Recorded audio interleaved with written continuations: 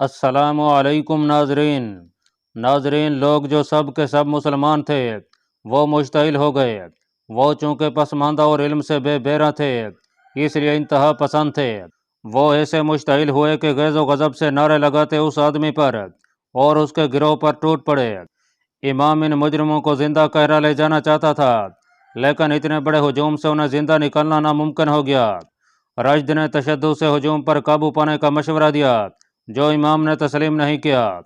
اس نے کہا کہ تمہاری تلواروں سے یہ سیدھے سادے مسلمان کٹ جائیں گے، انہیں اپنے ہاتھوں ان لوگوں کو ہلاک کرنے دو، تاکہ انہیں یقین ہو جائے کہ جس نے خدا کے الچی اور بیٹا ہونے کا دعویٰ کیا ہے وہ ایک گناہ گار انسان ہے جسے کوئی بھی انسان قتل کر سکتا ہے۔ امام رشد بن مسلم اور محمود ایک طرف گئے۔ رشد نے ایک ٹیلے پر جا کر اپنے سپاہیوں کو للکارا اور کہا کہ تم جہاں ہو وہیں رہو، ان لوگوں کو مت روکو۔ تھوڑی ہی دیر بعد امام محمود رشد بن مسلم اور اس کے دستے کے سپاہی رہ گئے۔ تمام ہجوم غائب ہو چکا تھا۔ رات جہاں شعبدے دکھائے گئے تھے وہاں شعبدہ باز اور اس کے گروہ کی لاشیں پڑی تھیں۔ لڑکیوں کو بھی قتل کر دیا گیا تھا، کوئی لاش پہچانی نہیں جاتی تھی۔ لوگ خیمے، پردے اور تمام تر سامان لوٹ کر لے گئے تھے۔ مجرم گروہ کے اونٹ بھی کھول کر لے گئے اور رشد کے دستے کے 9 گھوڑے بھی لاپتہ ہو گئے۔ ان کے سوار پیادہ تھے اور گھوڑوں سے دور تھے۔ لوگوں کو معلوم نہیں تھا کہ یہ اپنی فوج کے گھوڑے ہیں۔ یوں لگتا تھا جیسے آندھی آئی ہے اور سب کو اپنے ساتھ اڑا لے گئی ہے۔ ہمیں اب قہرہ چلنا پڑے گا۔ امام نے رشد اور محمود سے کہا، یہ واقعہ حکومت کے سامنے رکھنا ہوگا۔ ان چند ہی دنوں میں صلاح الدین ایوبی نے جو احکام نافذ کیے اور جو اقدام کیے وہ انقلابی تھے۔ اتنے انقلابی کہ اس کے قریبی دوست اور مرید بھی چونک اٹھے۔ اس نے سب سے پہلے ان افسروں کے گھروں پر چھاپے مروائے اور تلاشی لی جو علی بن سفیان اور غیاث بلبیس کی مشتبہ فہرست میں تھے۔ ان میں 2-3 مرکزی کمان کے اعلیٰ حاکم تھے۔ ان کے گھروں سے زر و جواہرات، دولت اور بڑی خوبصورت غیر ملکی لڑکیاں برآمد ہوئیں۔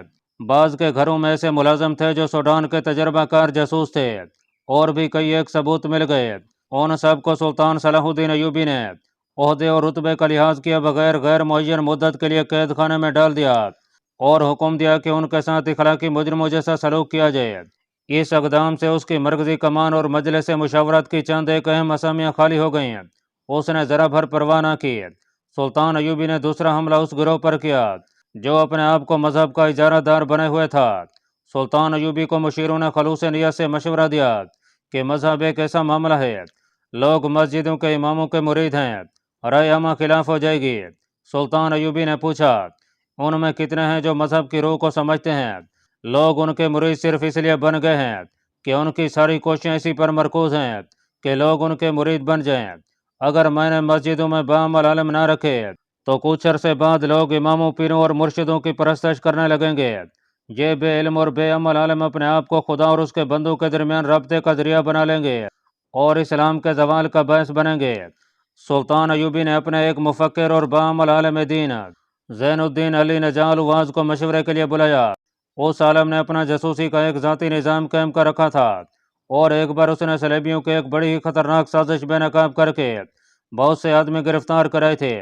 وہ مذہب کو اور مذہب میں جو تخریب کاری ہو رہی ہے اسے بہت اچھی طرح سمجھتا تھا۔ اس نے یہ کہہ کر صلاح الدین ایوبی کا حوصلہ بڑھا دیا کہ اگر آج آپ مذہب کو تخریب کاری سے آزاد نہیں کریں گے تو کل آپ کو یہ حقیقت قبول کرنی پڑے گی کہ قوم آپ کی رہنمائی اور حکم کو قبول کرنے سے پہلے نام نہاد مذہبی پیشواؤں سے اجازت لیا کرے گی۔ اس وقت تک صلیبی مسلمانوں کے مذہبی نظریات میں توہم پرستی اور رسم و رواج کی ملاوٹ کر چکے تھے۔ سلطان ایوبی نے فوری طور پر تحریری حکم نافذ کر دیا کہ زین الدین علی بن نجال واز کی زیر نگرانی ملک کی تمام مسجدوں کے اماموں کی علمی اور مشرتی جانچ پڑتال ہوگی اور نئے امام مقرر کیے جائیں گے۔ نئے اماموں کے تقرر کے لیے سلطان ایوبی نے جو شرائط لکھی ان میں امام کا عالم ہونے کے علاوہ فوجی یا سابق فوجی یا عسکری تربیت یافتہ ہونا ضروری قرار دے دیا۔ سلطان صلاح الدین ایوبی فلسفہ جہاد اور عسکری جذبے کو مذہب اور مسجد سے الگ نہیں کرنا چاہتا تھا۔ اس نے ملک میں ایسے تمام کھیل تماشے اور تفریح کے ذریعے اور طریقے جرم قرار دے دیے جن میں جوئے بازی اور تقریبی سکون کا پہلو نکلتا تھا۔ اس کے حکم سے علی بن سفیان کے محکمے نے تفریح گاہوں اور ان کے زیر زمین حصوں پر چھاپے مارے جہاں سے اٹلی کے مصوروں کی بنائی ہوئی ننگی تصویریں برآمد ہوئیں۔ بہت سے لوگ گرفتار کیے گئے جنہیں ملک دشمنی اور دشمن کا اہلکار بننے کے الزام میں तमाम उम्र के लिए तय खानों में डाल दिया गया। इसकी बजाय सुल्तान अयूबी ने तेग जनी, तीरंदाजी, घुड़सवारी, बगैर हथियार लड़ाई, कुश्ती जिसे पंजा आजमाई कहते थे, और ऐसे ही चंद एक खेलों के मुकाबलों का सरकारी इंतजाम कर दिया। पहले मुकाबले में खुद गया और अव्वल आने वालों को आला नस्ल के घोड़े तक इनाम में दिए। उसने दर्ज गाहों और मस्जिदों में तलीमी मुकाबलों का एहतमाम किया। सरहदी दस्तों पर उसने ज़्यादा तवज्जो दी थी। उसे मालूम हो चुका था कि शहरों और दारुल हुकूमत से दूर रहने वाले लोग नजरियाती तकरीब कारी का जल्दी शिकार हो जाते हैं, और वही सबसे पहले दुश्मन के हमले या सरहदी झड़पों की जद में आते हैं। उन लोगों के नजरियाती और जिस्मानी तहफ़्फ़ुज़ के लिए उसने खसूसी इंतज़ाम किए। उसने सरहदों पर जो दस्ते भेजे थे, उनके कमांडरों को उसने खुद हिदायत दी और बड़े ही सख्त अहकाम दिए थे। ये तमाम कमांडर जज्बे और ज़हानत के लिहाज से सारी फौज में मुंतखब किए गए थे। राशिद बिन मुस्लिम इन्हीं में से था, जिसे महमूद का इशारा मिला कि एक तकरीब कर पकड़ा गया है, तो वो पूरे का पूरा दस्ता लेकर उठ दौड़ा था। अगर पुराना कमांडर होता तो उस वक्त सलेबियों और सूडानियों की दी हुई शराब में बदमस्त होता और तकरीब कर अपने सरगना की रिहाई के लिए गाँव में तबाही फैलाकर गायब हो चुके होते।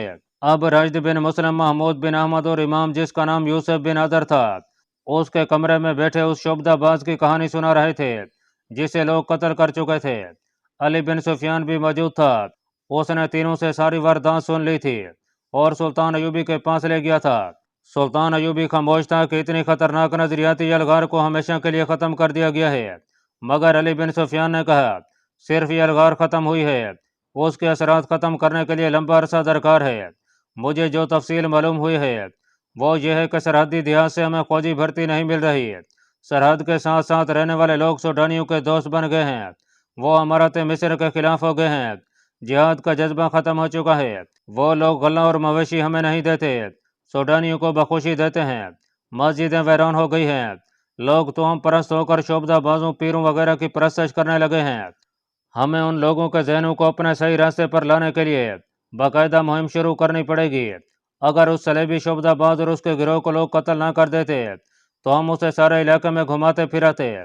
सुल्तान अयूबी ने अपने इनकलाबी अहकामात में सरहदी इलाकों को खास तौर पर शामिल कर रखा था। अब उसने उस तरफ और ज़्यादा तवज्जो देने का फैसला किया। उसके लिए सबसे ज़्यादा शदीद सरदर्दी यह थी कि तकीउद्दीन और उसकी फ़ौज को सूडान से निकालना था। काहिरा पहुंचते ही वो मनसूबा बंदी में मसरूफ़ हो गया था। रातों को सोता भी नहीं था। वो खुद सूडान के महाज पर नहीं जा सकता था क्योंकि मिस्र के अंदरूनी हालात उसकी तवज्जो के मोहताज थे। उसने काहिरा में आकर तकीउद्दीन को यह इतला देने के लिए कि वो काहिरा आ गया है, एक कासिद भेज दिया था। कासिद वापस आ चुका था। उसने बताया था कि तकीउद्दीन का जानी नुकसान खासा हो चुका है और कुछ नफरी दुश्मन के झांसे में आकर यह जंग की सूरत हाल से घबरा कर इधर उधर भाग गई है। कासिद ने बताया कि तकीउद्दीन अपनी बाकी मांदा फौज को यकजा करने में कामयाब हो गया है, मगर दुश्मन उसके सर पर मौजूद रहता है। तकीउद्दीन को जवाबी हमला करने का मौका नहीं मिलता। उसे इतनी सी मदद की ज़रूरत है कि दुश्मन पर हमले करने के लिए चंद दस्ते मिल जाएं ताकि वो अपनी फ़ौज को वापस ला सके। सुल्तान अयूबी ने उसी वक्त अपने 3-4 छापामार दस्ते और चंद एक वो दस्ते जिन्हें जवाबी हमला करने और घूम फिर कर लड़ने की खसूसी मशक कराई गई थी, सूडान भेज दिए थे। वो हर हमला दुश्मन के हक में जाकर करते और दुश्मन का नुकसान करके और उसे बिखेर कर इधर उधर हो जाते थे। छापा मारों ने दुश्मन को ज़्यादा परेशान किया। उनका मकसद यही था कि दुश्मन को तकीउद्दीन के ताक़ुब से हटाया जाए। वो खिलाफ तवक्को बहुत जल्दी कामयाब हो गए। उनकी अहलियत और शुजाअत के अलावा उनकी कामयाबी की वजह यह थी कि दुश्मन की फ़ौज थकी हुई थी और सहरा बड़ा ही दुश्वार और गर्म था। घोड़े और ऊँट जवाब दे रहे थे। सूडान का हमला बुरी तरह नाकाम हुआ। कामयाबी सिर्फ यह हुई कि तकीउद्दीन को, उसकी मरकजी कमान के सलारों वगैरह और दोस्तों को और बची कुची फ़ौज को ऐसी तबाही से बचा लिया गया जो उनकी किस्मत में लिख दी गई थी। तकीउद्दीन जब मिस्र की सरहद में दाखिल हुआ तो उसे पता चला कि वो सूडान में आधी फौज ज़ाय कर आया है। नाजरीन, उधर करक जल रहा था। नूरुद्दीन जंगी के कारीगरों ने ज़रूरत के मुताबिक दूर मर मंजरीकें बना ली थीं जिनसे कले के अंदर पत्थर कम और आग ज़्यादा फेंकी जा रही थी। सलाहुद्दीन अयूबी अंदर के चंद एक हदफ बता आया था। उनमें रसद का जखीरा भी था। आग के पहले गोले कले की उस तरफ फेंके गए जिस तरफ से रसद का जखीरा जरा करीब था। खुशकिस्मती से गोले ठिकाने पर गए। अंदर से जो शोले उठे उन्होंने जंगी की फौज का हौसला बढ़ा दिया। मुसलमानों ने दूर मार तीरों कमान भी तैयार कर लिए थे। उन्हें इस्तेमाल करने के लिए गैर मामूली तौर पर ताकतवर सिपाही इस्तेमाल किए जा रहे थे। लेकिन 8-10 तीर फेंक कर सिपाही बेहाल हो जाता था। जंगी ने एक और दिलेराना कार्रवाई की। उसने निहायत दिलेर सिपाही चुन लिए और उन्हें हुक्म दिया कि किले के दरवाजे पर टूट पड़े। उन्हें दरवाज़ा तोड़ने के लिए मौजू औजार दिए गए। जब बाजू का यह दस्ता दरवाजे की तरफ दौड़ा तो ऊपर से सलेबियों ने तीरों का मी बरसा दिया। कई जांबाज शहीद और जख्मी हो गए। जंगी ने दूर मार तीरंदाजों को वहां इकट्ठा किया और आम तीरंदाजों का एक हजूम भी बुला लिया। उन सबको मुख्तलिफ जावियों पर मोर्चा बंद करके दरवाजे के ऊपर वाली दीवार के हिस्से पर मुसलसल तीर फेंकने का हुक्म दिया। हुक्म की तामील शुरू हुई तो इतने तीर बरसने लगे जिनके पीछे दीवार का भले हिस्सा नजर नहीं आता था। जब बाजू की एक और जमात दरवाजे की तरफ दौड़ी, जंगी ने तीरों की बारिश और तेज करा दी। जरा देर बाद दीवार पर लकड़ियों से बंधे हुए ड्रम नजर आए। ये जलती लकड़ियों और कोलियों से भरे हुए थे। जो ही उन्हें बहर को ढेलने वालों के सर नजर आए, वो सर तीरों का निशाना बन गए। एक दो ड्रम बहर को गिरे, बाकी दीवार पर ही उल्टे हो गए। वहां से शोले उठे जिनसे पता चलता था कि आग फेंकने वाले अपनी ही आग में जल रहे हैं। जंगी के किसी कमांडर ने जंगी के हमले का यह तरीका देख लिया। वो घोड़ा सर पर दौड़ाकर किले के पिछले दरवाजे की तरफ चला गया और वहां के कमांडर को बताया कि सामने वाले दरवाजे पर क्या हो रहा है। उन दोनों कमांडरों ने वही तरीका पिछले दरवाजे पर आजमाना शुरू कर दिया। पहले हल्ले में मुजाहिदीन का जानी नुकसान हुआ, लेकिन जो जो मुजाहिदीन गिरते थे उनके साथी कहर बनकर दरवाजे की तरफ दौड़ते थे। तीरंदाजों ने सलेबियों को ऊपर से आगरा फेंकने दी। जंगी ने हुक्म दिया कि मंजरी के किले के अंदर फेंकें। जंगी की फौज ने दोनों दरवाजों पर दिलेराना हमले देखे तो फौज किसी के हुक्म के बगैर दो हिस्सों में बढ़ गई। एक हिस्सा किले के सामने चला गया और दूसरा अकबी दरवाजे की तरफ। दोनों तरफ दीवार पर तीरों की ऐसी बारिश बरसाई गई कि ऊपर की मुजाहिमत खत्म हो गई। दोनों दरवाजे तोड़ लिए गए। जंगी की फौज अंदर चली गई। शहर में खून रेज जंग हुई। वहां के बाशिंदों में भगदड़ मच गई। इस भगदड़ से फायदा उठाते हुए सलेबी हुक्मरान और कमांडर किले से निकल गए। शाम तक सलेबी फौज ने हथियार डाल दिए। जंगी ने कैदी मुसलमानों को खुले और बंद कैद खानों से निकाला। फिर सलेबी हुक्मरानों को सारे शहर में तलाश किया, मगर कोई एक भी न मिला। यह 1173 की आखिरी सहमाई थी, जब करक का मजबूत किला सर कर लिया गया और मुसलमानों को बैतुल मकदस नजर आने लगा। नाजरीन, सलेबियों की यह कॉन्फ्रेंस अपनी नोयत की पहली हंगामा खेज कॉन्फ्रेंस थी। वो हर शिकस्त के बाद, हर फतह के बाद, हर पसपई और कामयाब पेशकदमी के बाद मिल बैठते थे, तबादला ख्यालात करते और शराब पीते थे। जासूसों ने जब उन्हें यह बताया था कि सलाहुद्दीन अयूबी कहता है कि सलेबी असमतों के व्यापारी और मुसलमान असमतों के मुहाफिज हैं, तो सलेबी हुक्मरान और कमांडर बहुत हंसे थे। उनमें से किसी ने सुल्तान अयूबी का मजाक उड़ाते हुए कहा था कि यह शख्स इतनी सी बात नहीं समझ सकता कि जिस तरह सलेब के बेटे सिपाही बनकर जिस्म इस्तेमाल करते हैं, उसी तरह सलेब की बेटियां भी मुसलमानों को बेकार करने के लिए अपना जिस्म इस्तेमाल करती हैं। किसी और ने कहा था कि सलाहुद्दीन अयूबी को अभी तक एहसास नहीं हुआ कि उसकी कौम के बेशुमार छोटे छोटे हुक्मरानों, कलादारों और सलारों को हमारी एक एक लड़की और सोने के सिक्कों की एक एक थैली ऐसी शिकस्त दे चुकी है जिस पर वो लोग फख्र कर रहे हैं और इस शिकस्त से लुत्फ उठा रहे हैं। सलाहुद्दीन अयूबी हमसे इस्लाम की असमत किस तरह बचाएगा? ये सलेबियों की पहली कॉन्फ्रेंस की बातें हैं, मगर 1173 ईस्वी के आखिर में बैतुल मकदस में सलेबी सरबराह इकट्ठे हुए तो उन पर कुछ और ही मूड तारी था। उन्होंने सुल्तान अयूबी का मजाक न उड़ाया।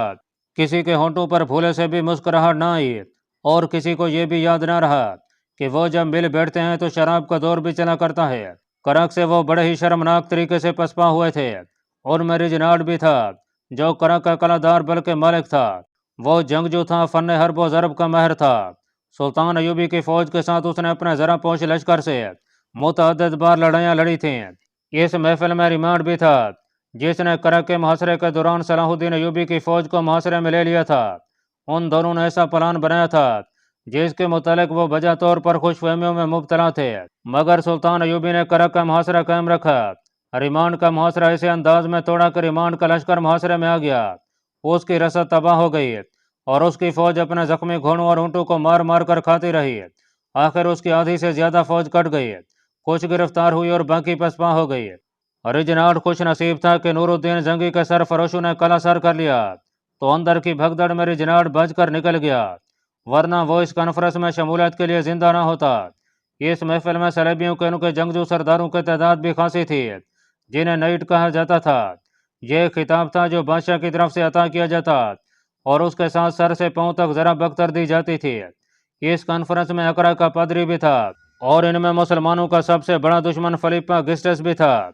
नाइटों और दीगर कमांडरों के साथ साथ इस कॉन्फ्रेंस में सलेबियों की मुत्तहिदा इंटेलिजेंस का सरबराह हरमन और उसके 2-3 मुआविन भी थे।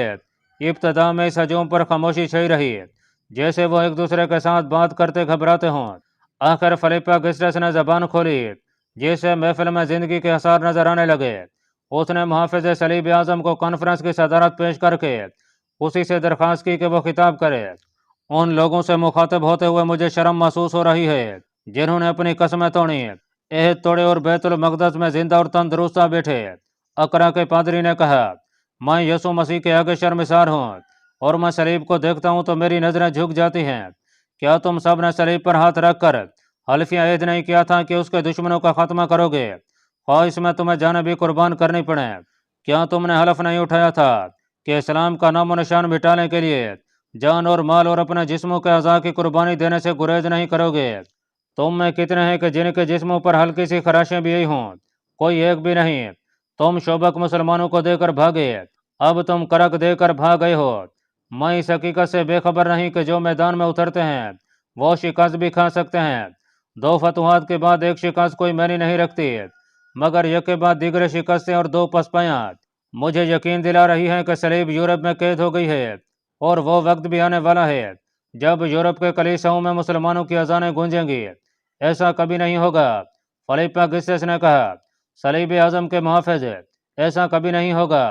शिकस्त के कुछ असबाब थे जिन पर हम गौर कर चुके हैं और अब आपकी मौजूदगी में यहाँ मजीद गौर करेंगे, और शायद तुम इस पर गौर ना करो कि अब मुसलमानों की मंजिल बैतुल मक़दस होगी। फिलिप्पा गिस्टस ने कहा, हमने मुसलमानों में इतने गद्दार पैदा कर लिए हैं जो सलाहुद्दीन अयूबी और नूरुद्दीन जंगी को बैतुल मक़दस के रास्ते पर डालकर उन्हें रास्ते में ही प्यासा मार डालेंगे। फिर ये कौन से मुसलमान हैं जिन्होंने तुमसे 2 इतने मजबूत कले ले लिए हैं? सलीब आजम के मुहाफिज ने कहा, इस हकीकत को मत भूलो कि मुसलमान इंतहा पसंद कौम है। मुसलमान गद्दारी पर आता है तो अपने भाइयों की गर्दन पर छुरी चला देता है, मगर उसमें जब कौमी जज्बा बेदार होता है तो अपनी गर्दन काट कर गुनाहों का कफारा अदा कर दिया करता है। मुसलमान अगर गद्दार भी हो जाए तो उस पर एतमाद ना करो, दूर ना जाओ, गुजरे हुए सिर्फ 10 सालों के वाक़यात पर नजर डालो। इस्लाम के गद्दारों ने तुम्हें कितने इलाके दिलवाए हैं? क्या तुम में हिम्मत है कि मिस्र में कदम रखो? आज मुसलमान फ़लस्तीन में बैठे हैं, कल तुम्हारे सीने पर बैठे होंगे। याद रखो मेरे दोस्तों, अगर सलाहुद्दीन अयूबी और नूरुद्दीन जंगी ने तुमसे बैतुल मक़दस ले लिया तो वो तुमसे यूरोप भी ले लेगा, लेकिन सवाल फ़लस्तीन और यूरोप का नहीं, सवाल ज़मीन के टुकड़ों का नहीं। असल मसला सलीब और इस्लाम का है। ये 2 मजमू और नजरियों की जंग है, 2 में से एक को ख़त्म होना है। क्या तुम सलीब का ख़त्मा पसंद करोगे? नहीं मुक़द्दस बाप, ऐसा कभी नहीं होगा। महफिल में जोशो खरोश पैदा हो गया। इतनी ज़्यादा मायूसी की कोई वजह नहीं। फिर तुम इन वजूहात पर गौर करो जो तुम्हारी पसपाई का बायस बनी हैं। मुहाफिज सलीब आजम ने कहा, मैं तुम्हें जंग के मुतालिक कोई सबक नहीं दे सकता। मैं नजरियात के मुहाफिज का सिपाही हूँ, मैं कलीसा का मुहाफिज हूँ। मुझे कलीसा की कुंवारियों की कसम 10 कट्टर मुसलमान मेरे सामने ले आओ, उन्हें सलीब का पुजारी बना लूंगा। ज़रा इस पर गौर करो कि तुम्हारे इतने बड़े लश्कर जो ज़रा पोश भी हैं मुसलमानों की मुख्तसर सी फौज का मुकाबला क्यों नहीं कर सकते? तुम्हारे 500 सवारों को 100 प्यादा मुसलमान शिकस्त दे देते हैं, सिर्फ इसलिए कि मुसलमान मजहब के जुनून से लड़ते हैं। वो तुम्हारे मुकाबले में आते हैं तो कसम खा लेते हैं कि फतह या मौत। मैंने सुना है कि उनके छापा मार तुम्हारे हक़ में चले जाते हैं और तुम्हारी कमर तोड़कर तुम्हारे तीरों से छलनी हो जाते हैं या निकल जाते हैं। ज़रा सोचो कि 10-10, 12-12 आदमी तुम्हारे हज़ारों के लश्कर में किस तरह घुस आते हैं। यह महज मजहबी जनून है। वो समझते हैं कि खुदा भी उनके साथ है और खुदा का रसूल सल्लल्लाहु अलैहि वसल्लम भी उनके साथ है। ऐसी दिलेराना कार्रवाइयों में वो अपने कमांडरों से नहीं कुरान से हुक्म लेते हैं। मैंने कुरान का मुताला बहुत गौर से किया है। हमारे खिलाफ जंग को कुरान जिहाद कहता है और हर मुसलमान पर जिहाद फ़र्ज कर दिया गया है। तुम भी जब तक अपने आप में यही जनून पैदा नहीं करोगे, इस्लाम का तुम कुछ नहीं बिगाड़ सकते। कुछ ऐसे ही जज्बाती और हकीकी अल्फाज थे जिनसे अकरा के पादरी ने अपने शिकस्त खोरदा हुक्मरानों और कमांडरों को भड़काने और उनमें नई रूप फूंकने की कोशिश की, और वो ये कहकर चला गया कि अब आपस में बहसो मुबाहिसा करो कि तुम्हारी शिकस्त के असबाब क्या थे और उसकी जिम्मेदारी किस किस पर आयद होती है और इस शिकस्त को फतह में किस तरह बदलना है। بیت المقدس کو زندگی اور موت کا مسئلہ بنا لو۔ صلاح الدین ایوبی فرشتہ نہیں، تمہاری طرح ایک انسان ہے، اس کی طاقت صرف اس میں ہے کہ اس کا ایمان پکا ہے۔ پادری کے جانے کے بعد جو کانفرنس میں گرما گرمی پیدا ہوئی وہ اس لحاظ سے تاریخی نوعیت کی تھی کہ اس میں کچھ فیصلے کیے گئے۔ ان میں ایک فیصلہ یہ تھا کہ جوابی حملہ نہ کیا جائے، بلکہ ایوبی اور زنگی کے لیے انگیخت پیدا کی جائے کہ وہ پیش قدمی کرے اور حملے جاری رکھیں، انہیں مستقر سے دور لایا جائے اور بکھیر کر لڑایا جائے۔ اس طرح ان کی رسد کے راستے لمبے اور غیر محفوظ ہو جائیں گے۔